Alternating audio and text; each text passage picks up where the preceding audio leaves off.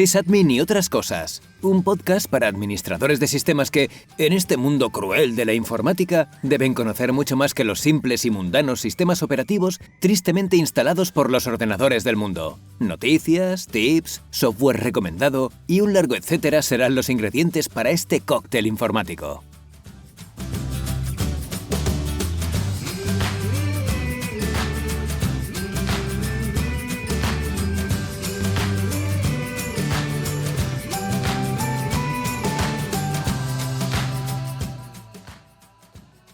Muy buenas a todos y bienvenidos al quinto capítulo, al quinto episodio de la primera temporada de Sysadmin y otras cosas, el penúltimo antes de ese ansiado parón de las vacaciones de verano.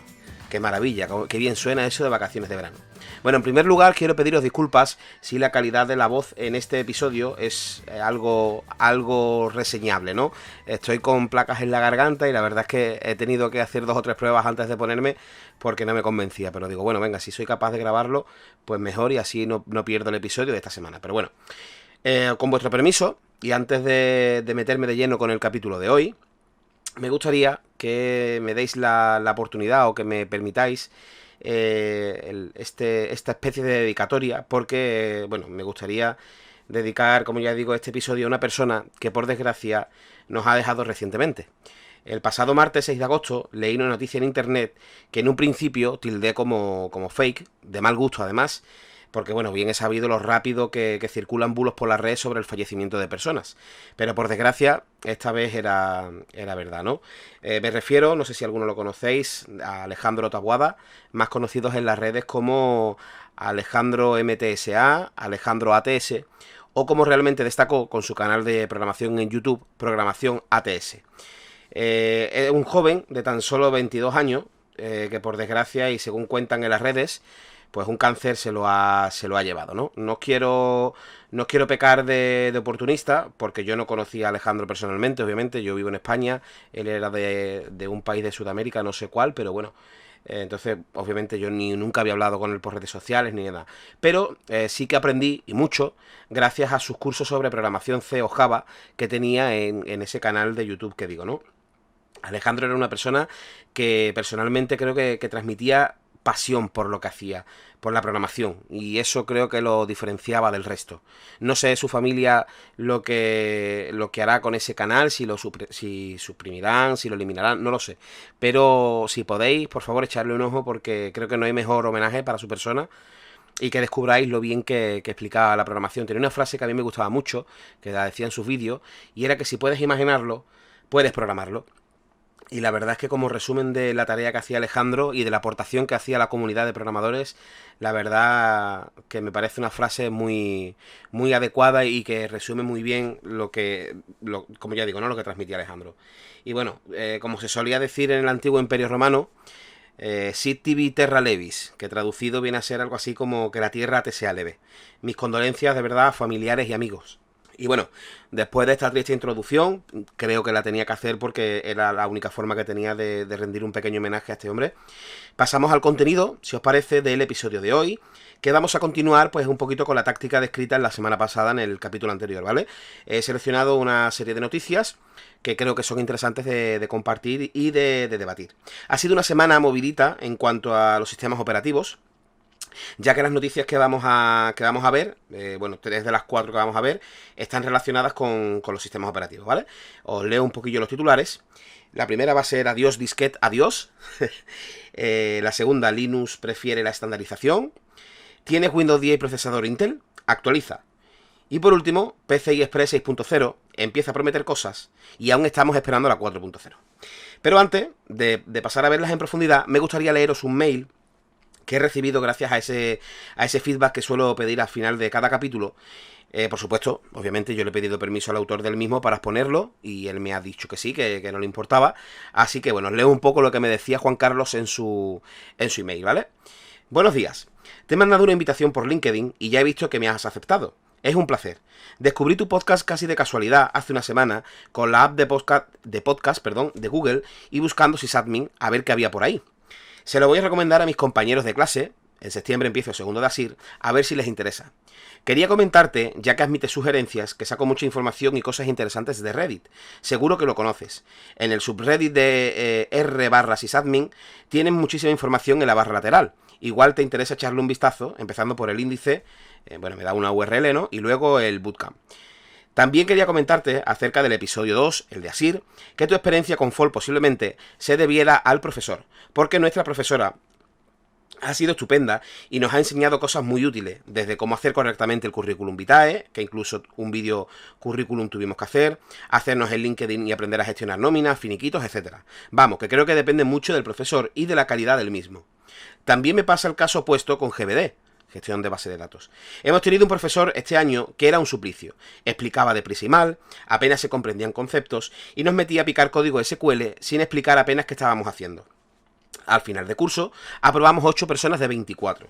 Y por cierto, que el tercer trimestre dimos access. Y me lo pone así con admiraciones. Perdonad si de vez en cuando paro al hablar, pero es que como ya digo, estoy malo con la garganta y necesito tragar saliva para hidratar un poco la garganta, ¿vale?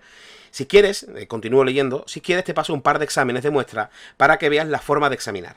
No quiero alargarme mucho, que tampoco es mi intención, pero bueno, que sepas que aquí tienes un oyente con ganas de aprender todo lo relacionado con IT. Y si es desde el coche los 20 minutos de casa al trabajo, pues mira, ya que aprovecho, pues mejor ya que aprovecho el tiempo. Un saludo y encantado de conocerte. Bueno, ¿qué os parece? A mí personalmente me ha encantado recibir algo así. Le respondí, obviamente, dándole las gracias por el correo y extendiendo un poquito más, si cabe, el debate de Asir. Como veis, ese tema parece que no va a tener nunca fin en este podcast, pero bueno, me gusta que ese capítulo haya generado esta respuesta de Juan Carlos.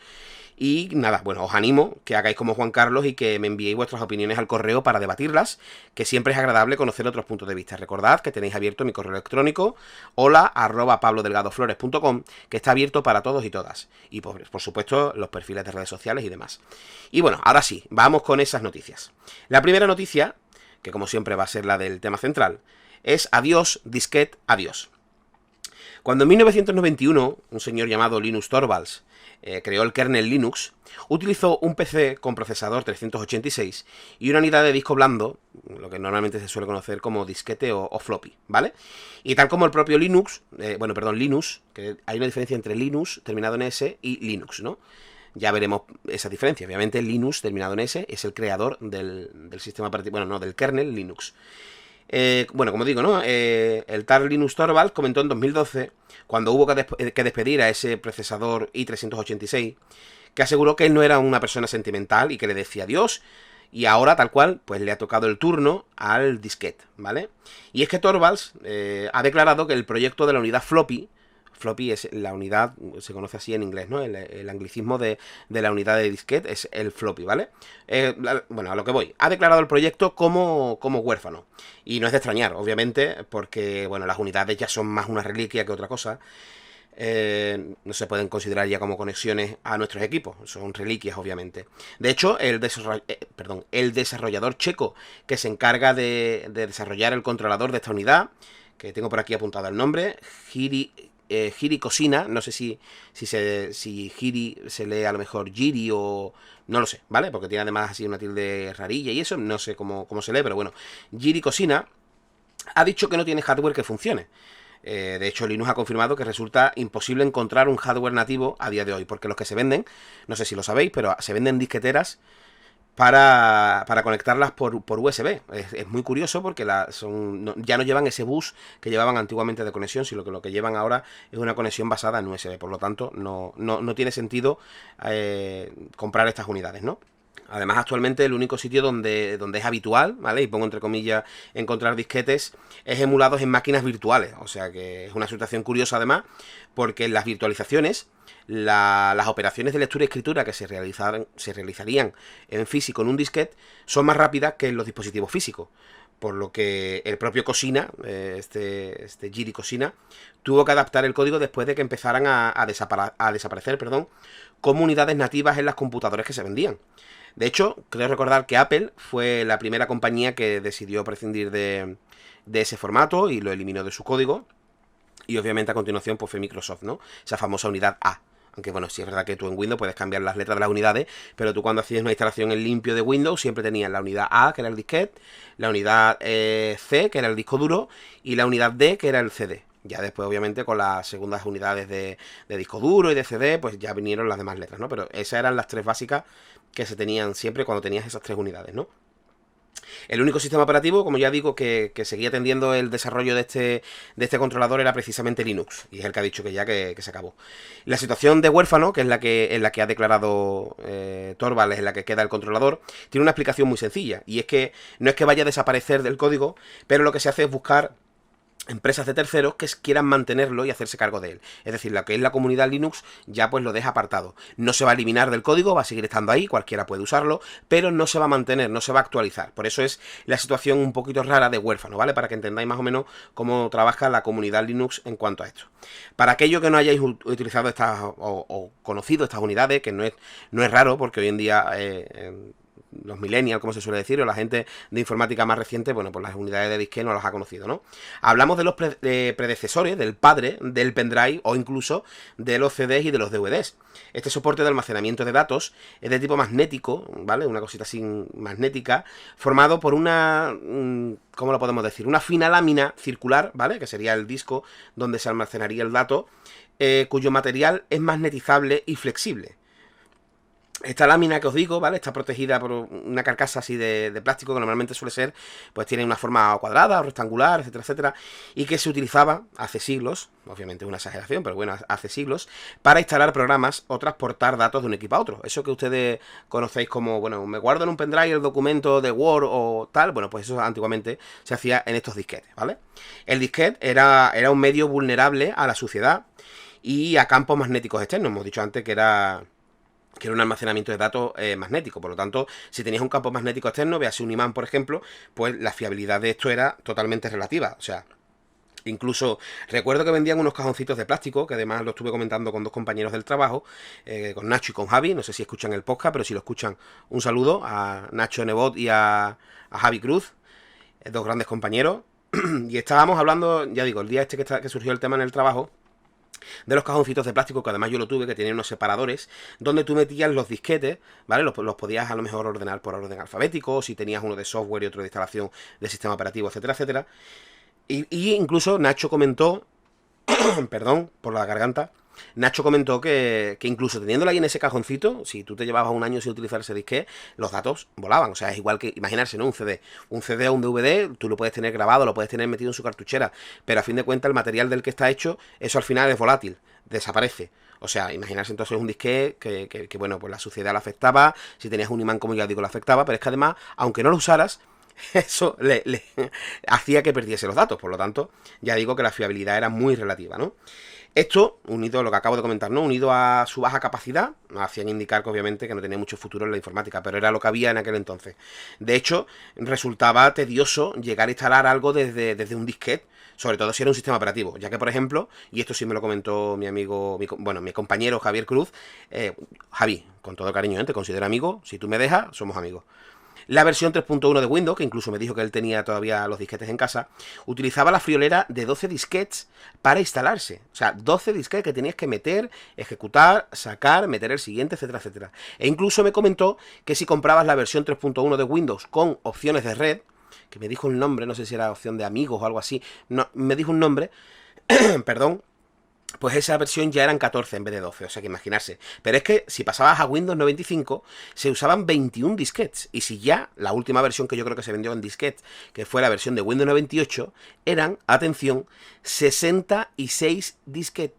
66, una auténtica burrada. O sea, imaginarse, no ponerse en disque, ponerse en CD, sacar un CD, meter otro, sacar un CD, meter otro, sacar un CD, meter otro. O sea, eso es algo tedioso, ¿no?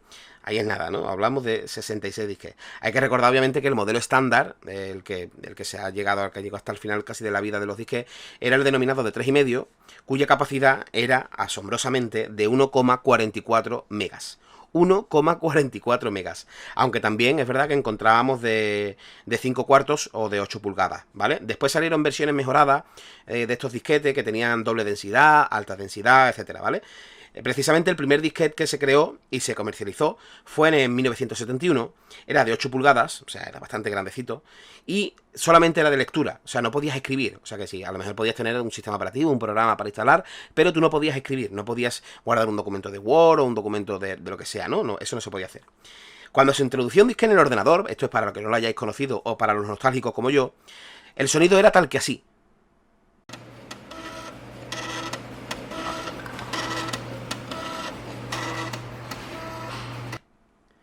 Suena moderno, ¿eh? Suena a siglo XXI. En YouTube, ya os digo, hay auténticas joyas donde los usuarios han creado algunas canciones famosas solo con el sonido al leer o escribir en disquetes. Es increíble. De hecho, yo os he seleccionado un par de ellas, si me permitís el atrevimiento. No sé si os gustarán o no. La primera es la marcha imperial de Star Wars, que suena tal que así.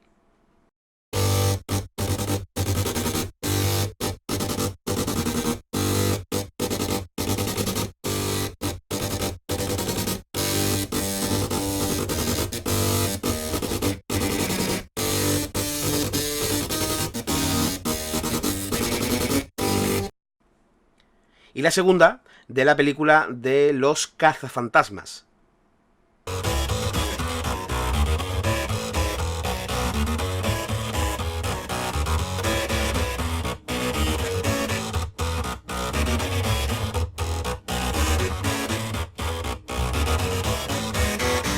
A mí personalmente esto me parece una auténtica maravilla, la capacidad que tiene, bueno, la capacidad y el aburrimiento que tiene la gente para hacer estas cosas, ¿eh? Es increíble. Hay quienes combinando el sonido de la unidad de disque incluso, he encontrado cosas interesantes, con discos duros, hacen maravillas como esta.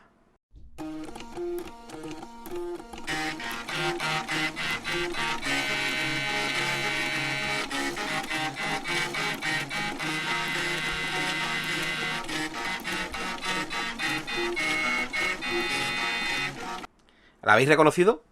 Bueno, pues es la maravillosa canción de Simon y Garfunkel, The Sound of Silence. O sea, sublime, me parece absolutamente sublime.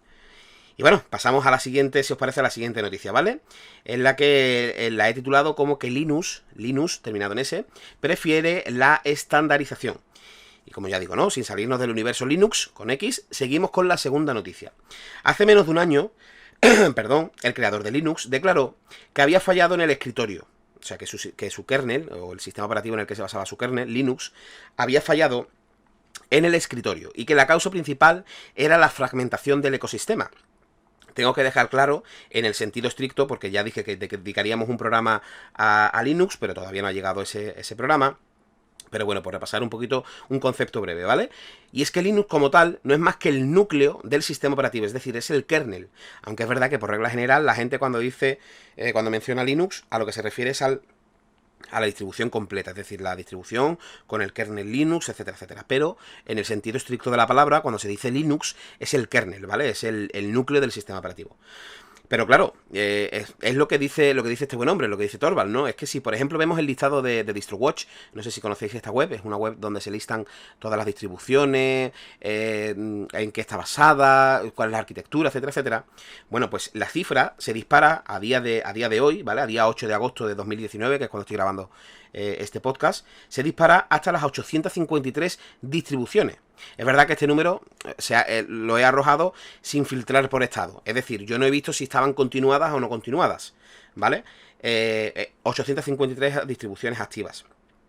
Sí es verdad que cuando ya después he filtrado por las que están activas, por las que se están continuando, pues hay 262. Y ustedes diréis, ¿por qué esa diferencia? Bueno, pues porque mucha gente empieza un proyecto, la registra en DistroWatch, porque además es una página gratuita, tú puedes coger perfectamente, te puedes bajar el núcleo de Linux, o puedes incluso crear un fork a partir de un Debian, de un Ubuntu, de un Mandriva, de la distribución que tú quieras, puedes crear un fork, ¿vale? Pero, obviamente, tú te das de alta en DistroWatch y, bueno, pues de vez en cuando se va consultando si esa distribución realmente tiene una continuidad. Hay 853, pero la gran mayoría de ellas están descontinuadas. Bien porque al final esa distribución haya llegado a bien puerto, bien porque los desarrolladores hayan dejado de trabajar en ella, o por 1000 millones de cosas más, ¿vale? Si quiero deciros que estas dos cifras, ¿vale? Yo las he filtrado en DistroWatch seleccionando el tipo de sistema operativo Linux, ¿vale? Porque hay otras opciones como BSD o Solaris que no me interesaban. Yo quería ver solamente las que tienen en la base Linux, ¿vale? Si a esta cantidad de opciones disponibles, ¿vale? Vamos a quedarnos solamente con la segunda cifra, la de 262. Le añadimos que una vez elegida la distribución, tienes que elegir el escritorio, pues oye, apague y vámonos. ¿Por qué? Porque mira, pues tienes Genome, tienes Mate, tienes XFCE, tienes LXDE, tienes KDE, tienes Cinnamon, tienes, no sé, un amplio abanico que se abre ante nosotros que es increíble. Y esto es solo por destacar las más populares de la comunidad. Hay muchísimos más, pero yo he cogido los más destacados, ¿vale? Y ya incluso, si queréis, podemos rizar el rizo y luego de elegir la distribución y el escritorio, podrías elegir incluso el gestor de ventana. O sea, imaginarse todas las opciones que hay que hacer o todas las opciones que hay disponibles para elegir tu sistema operativo basado en Linux.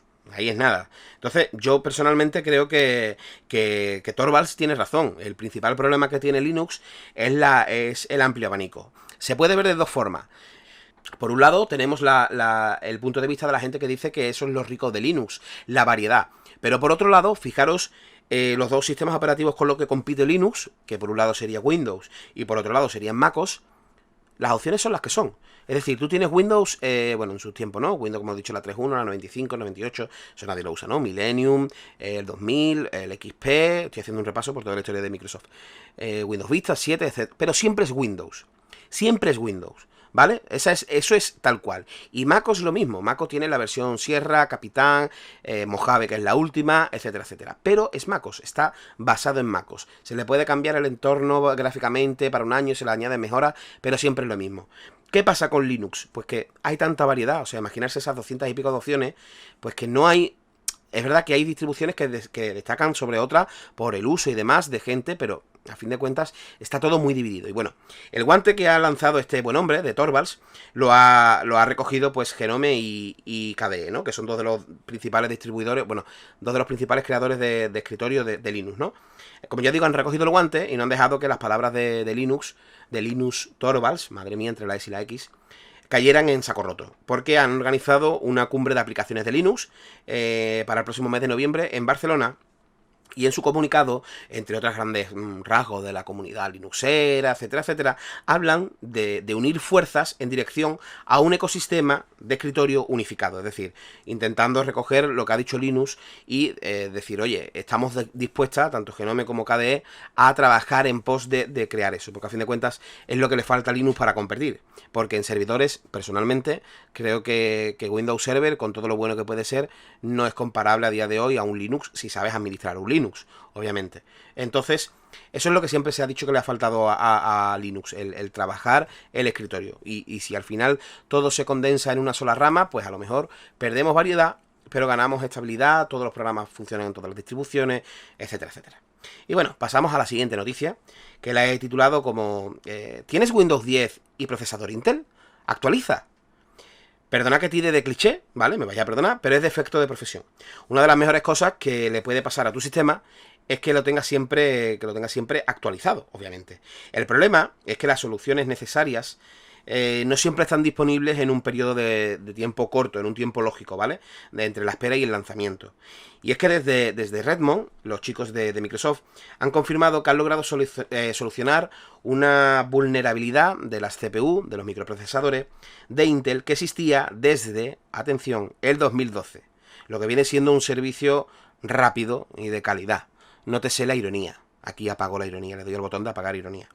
Dicha vulnerabilidad, que se conoce como SwapGS, ha permitido, así a grosso modo, saltarse las protecciones para acceder a la memoria protegida del kernel del sistema durante año y medio, mediante ataques de canal lateral. Y ustedes diréis, bueno, ¿y qué son esos ataques de canal lateral? Pues vuelvo a repetir, a grosso modo, esos se basan en vulnerabilidades del hardware y no del software. Normalmente las vulnerabilidades, las puertas traseras, etcétera, etcétera, se suelen, los piratas informáticos, no me gusta tacharlo como hackers, porque a fin de cuentas hay hackers también que son hackers éticos, el hacking ético es un hacking bueno, pero bueno, vamos a llamarlo piratas informáticos para definir esa parte mala, ¿no? Normalmente esas vulnerabilidades se suelen aprovechar en el software, puertas traseras, como ya digo, malas configuraciones, agujeros de seguridad, etcétera, etcétera. Sin embargo, un ataque de canal lateral, que es lo que es esto del SwapGS, lo que se basan es en vulnerabilidades del hardware. De ahí lo del microprocesador de Intel, ¿no? Entonces, es una recomendación que os doy. Si tenéis Windows 10 y tenéis un procesador Intel, desde 2012, no recuerdo ahora mismo qué generación era de Intel, pero bueno, si vuestro ordenador calculáis que se compró del 2012 en adelante, pues actualizar. Seguramente ya tengáis esa actualización instalada del parche de seguridad del mes pasado, pero sí es verdad que hay mucha gente que desactiva las actualizaciones automáticas y prefieres elegirlas por sí mismo, porque hay veces que el ordenador te dice, voy a instalar actualizaciones, y se reinicia el ordenador, o etcétera, etcétera. Eso ya a gusto del consumidor, pero que lo reviséis, por favor, porque bueno, es una vulnerabilidad que existe y hay que eliminarla. Y bueno, por último, la última noticia es yo la he titulado PCI Express 6.0 empieza a prometer cosas y aún esperamos la 4.0. Como sabéis, obviamente, el universo informático es vertiginoso, va a una velocidad que en un pestañeo ya eres antiguo.